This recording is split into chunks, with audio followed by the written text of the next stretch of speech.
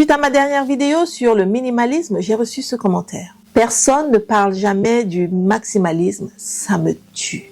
Et ça c'est vrai, on entend parler du minimalisme partout. Dans les magazines, sur Pinterest, à la télé, mais le maximalisme, silence radio. Alors aujourd'hui, j'ai envie qu'on en parle ensemble. Pourquoi est-ce que le minimalisme, aussi séduisant qu'il semble être, commence à fatiguer? Qu'est-ce que le maximalisme a de différent et surtout comment l'adopter chez toi sans tomber dans le désordre? Je suis Carole Amoriche, architecte et décoratrice d'intérieur.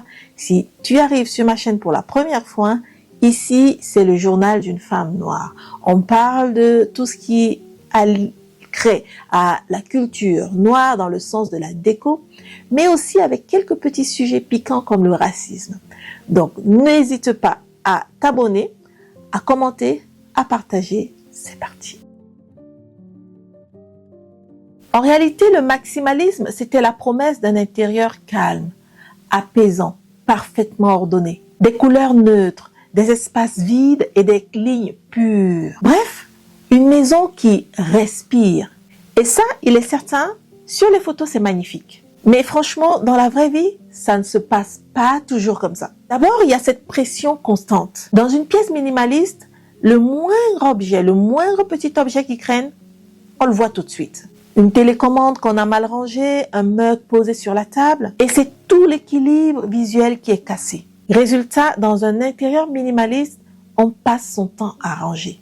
Ensuite, il y a le côté vide, les surfaces lisses, les murs nus et l'absence de texture. Tout ça peut vite donner une ambiance froide et très impersonnelle d'ailleurs. Alors, oui, comme j'aime le dire, c'est très beau. Mais est-ce que ça raconte votre histoire? Ça m'étonnerait. Et pour finir, il y a le côté uniforme. À la longue et à force, tous les intérieurs minimalistes se ressemblent. On est tous d'accord là-dessus. Même canapé, même table basse, même palette, beige, gris, blanc. En fait, on perd ce petit quelque chose qui rend une maison unique. Le maximalisme, lui, il prend le contre-pied. Contrairement aux idées reçues, ce n'est pas du tout du désordre, ni même une accumulation sans sens. Mais c'est un intérieur qui vit, qui a une âme et qui reflète pleinement ceux qui y vivent. Là où le minimalisme cache, le maximalisme montre. Là où le minimalisme lisse, le maximalisme texturise. Il apporte de la texture, de la vie, de la profondeur, du mouvement. Mais concrètement, qu'est-ce que ça veut dire? Eh bien, ça veut tout simplement dire des bibliothèques pleines de livres, des murs décorés de cadres, des canapés habillés de coussins dépareillés, des tapis superposés et des souvenirs de voyages éparpillés ici et là, ou posés ici et là. Mais il y a aussi du point de vue de la couleur, parce qu'ici, le maximalisme ose. Ce sont des teintes profondes, des motifs assumés et même des mélanges inattendus.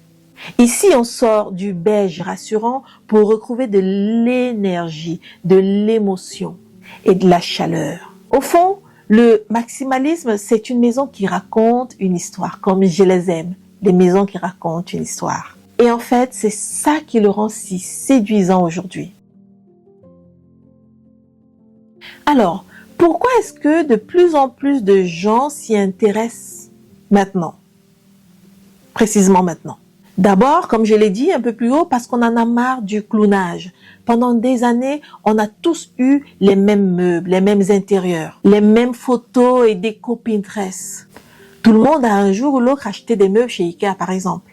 Et là, le maximalisme, en fait, devient une façon de se réapproprier son intérieur, de redevenir unique, de revendiquer son unicité et son authenticité d'ailleurs. Ensuite, il y a le besoin de confort. Après le Covid, des années compliquées, les gens veulent des maisons chaleureuses, rassurantes et presque enveloppantes. Et soyons honnêtes, un salon très vide, c'est rarement accueillant. Enfin, il y a ce désir d'authenticité. De plus en plus de gens veulent que leur maison parle d'eux et pas qu'elle ressemble à une vitrine parfaite. Là-dessus, le maximalisme séduit parce qu'il met en avant l'identité, les souvenirs et la vie réelle. Oui, parce que soyons honnêtes, dans une maison maximaliste, on peut poser un mug là et ça ne gêne personne. Parce qu'il y a pas mal de choses qui sont posées là et c'est pas du désordre. c'est sa place et c'est bien rangé. C'est le luxe qu'on n'a pas dans une maison minimaliste, dans laquelle tout est cadré, ordonné, structuré. Et parfois, il vaut mieux cacher d'ailleurs. Concrètement, comment faire pour aller vers plus de maximalisme sans se sentir envahi? Si je pouvais vous donner un conseil, c'est de commencer par des petites touches. Toutes petites. Un pas à la fois. Ajouter un mur de cadre dépareillé, un tapis coloré ou même des coussins en motif. Vous pouvez aussi varier les matières. Du bois brut, du métal, et plutôt du métal patiné d'ailleurs, du velours et de la céramique. Ce sont ces contrastes-là qui vont créer de la profondeur. Ensuite, osez montrer vos objets. Ne cachez plus, montrez-les.